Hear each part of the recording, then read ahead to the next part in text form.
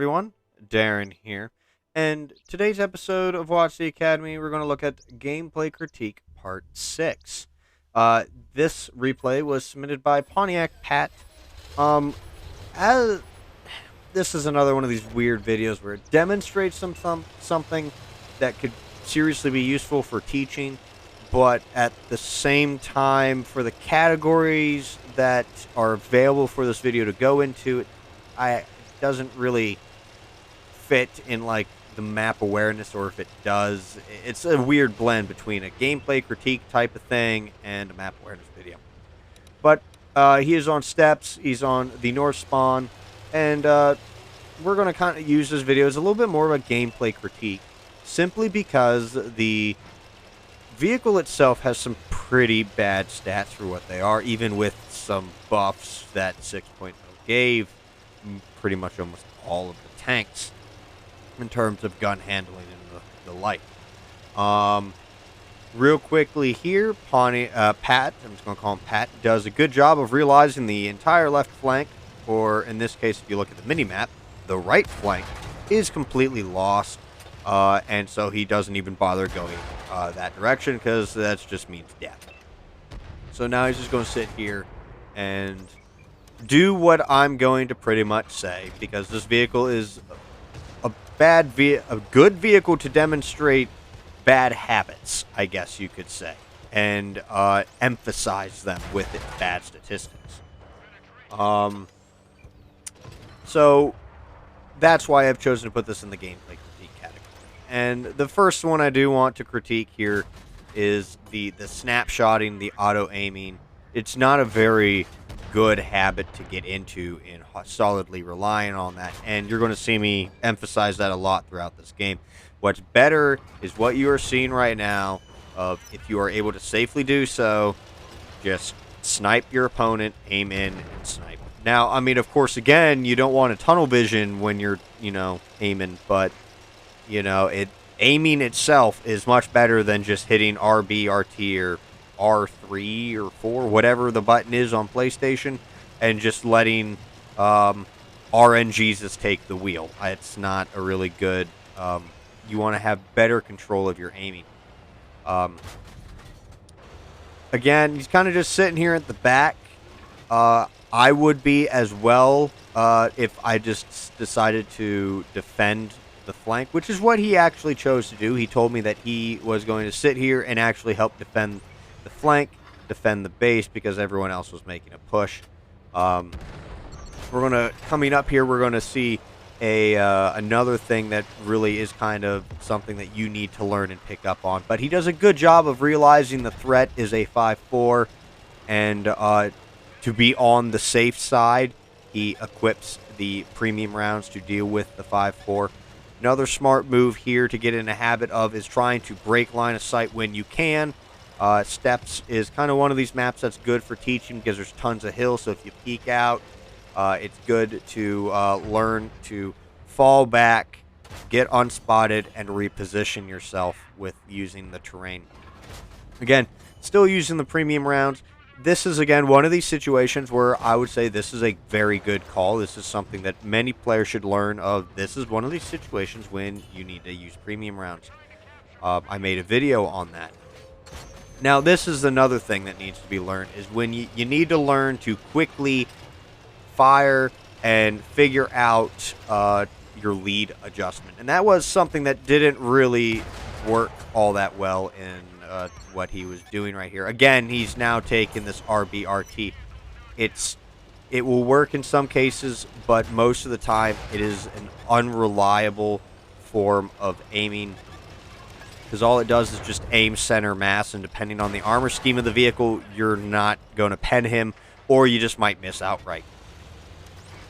So he's doing a good job here of using the terrain in front of him to keep the 5.4 from getting a good solid shot.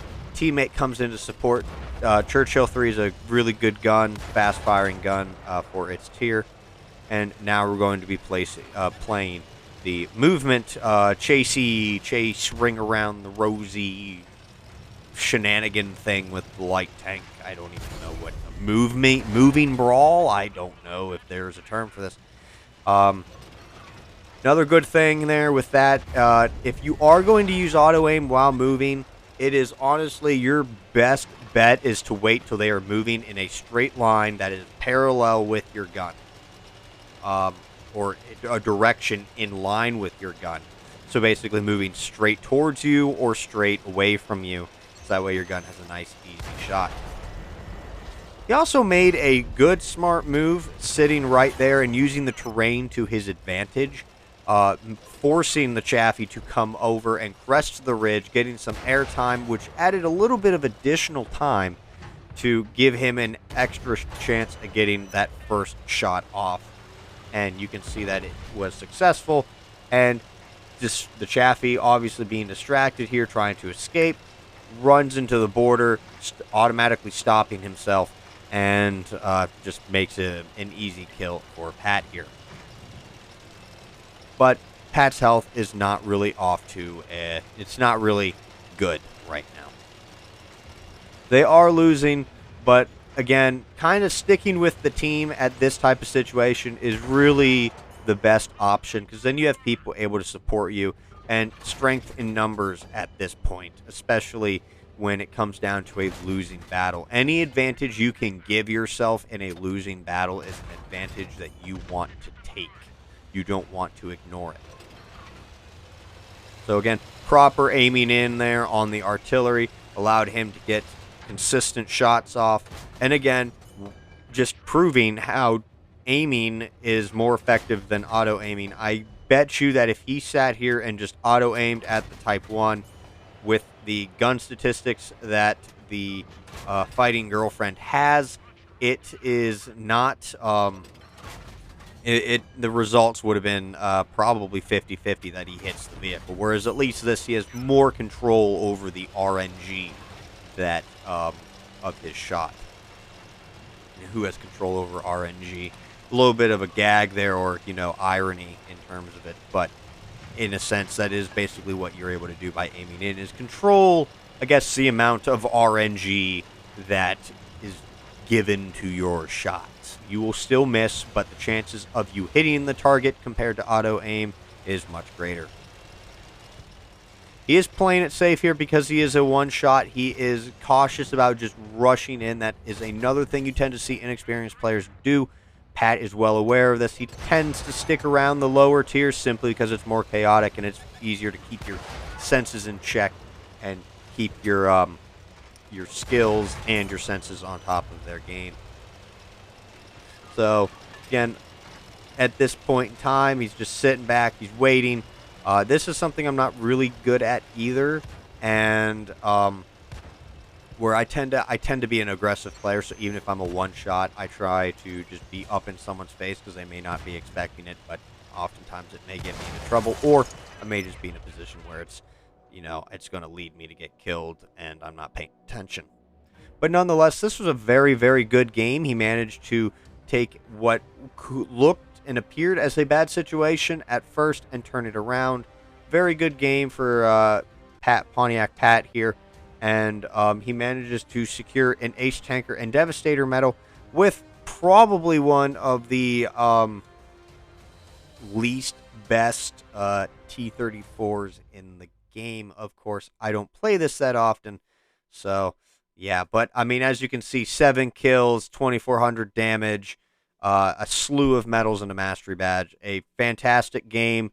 And, again, it's just some of these things. This video showed how, bad habits right next to good habits, and these bad habits using these bad statistics can just farther emphasize while using the good habits are the best bet instead of just relying on, auto aim and other factors in this. But that concludes today's video. I'd like to thank you all for watching. If you found this video helpful, hit that thumbs up. And if you want to see more videos like this one, don't forget to subscribe. But until next time, this has been Darren of WoTC Academy.